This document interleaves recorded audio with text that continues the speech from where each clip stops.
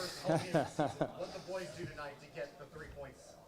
No, I think that's a culmination of hard work, day in, day out.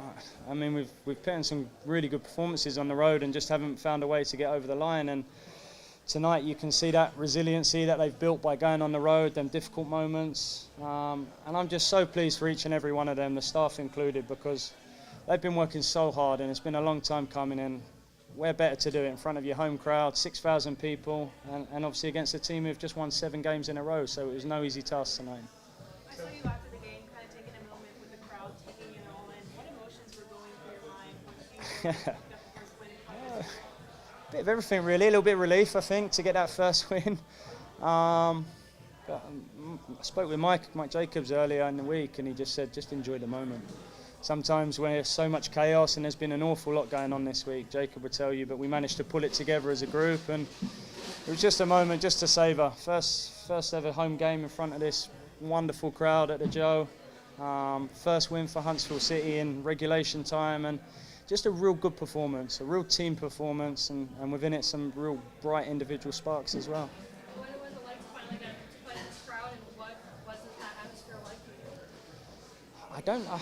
I just hope the crowd understand their importance. I was speaking after the game to a close friend of mine and I said there's been moments this year where we've been on the road and towards the end of the game when the boys are getting tired and it's stretched and they're leggy, we haven't quite found the ability to get over the line, and I think towards the end today you see they were playing with even more energy and I think a big part of that is the 12th man, the crowd.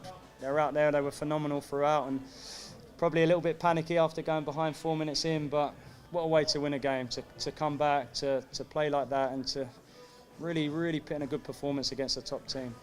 Did tonight's game feel different than some of the others on the road just because of the atmosphere? I know that atmosphere that we had tonight isn't always necessarily the case on the road. Massively. I mean, I'll be very honest with you, the reason I got into coaching was because I missed the sheer emotions of the game. It's hard to describe being out there in that arena and the highs and the lows, and I'm a bit of a sick person who really kind of missed that, and I got into it for coaching, and that tonight was probably the closest it's ever been to playing for me. And I think the boys really appreciated the crowd, they really appreciated the energy, and fair play to them. I'm so pleased for them tonight. Important thing now though, we don't want it to be a one-off. We've spoke very openly about trying to turn it into a fortress.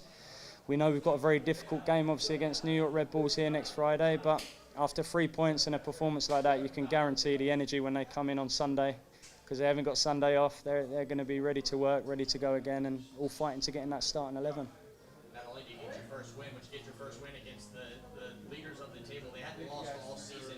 For it to be a win against such a good opponent, does that make it better? I mean, they're a phenomenal team. I think some incredible individuals. You look at Cambridge, Hegarty, all these guys in the first team. Adjuman, who's not there tonight, but out there for me, Pariba's been one of the best midfielders in the league this year. Melo's going to be a superstar, there's no doubt about it, and they're really well set up as well. So we knew it was going to be a big challenge. One, to deal with the individuals, but two, their structure and the way they move and play and press. But our boys were great tonight. We've come off the pitch, and I don't think it's a lucky win. I think it's a win where we fully deserved, and I'm so pleased for them. Coach, early in the first half, you guys had so many opportunities to try to put the ball in the back of the net with shots on goals, and they just weren't going in. But eventually, near the end of the first half, really near the end of the second half, you get the two that really count. You kind of talk about the progression of that.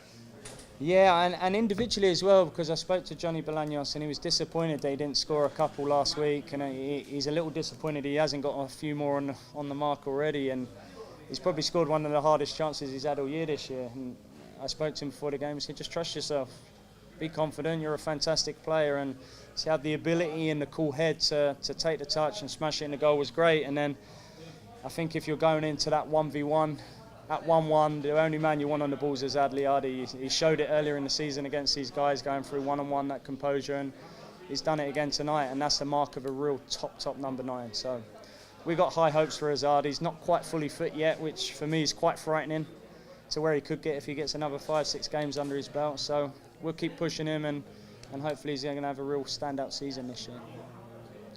Coach, we have a question from Noah Logan. He asks, the level of conditioning seems to obviously favor Huntsville City FC.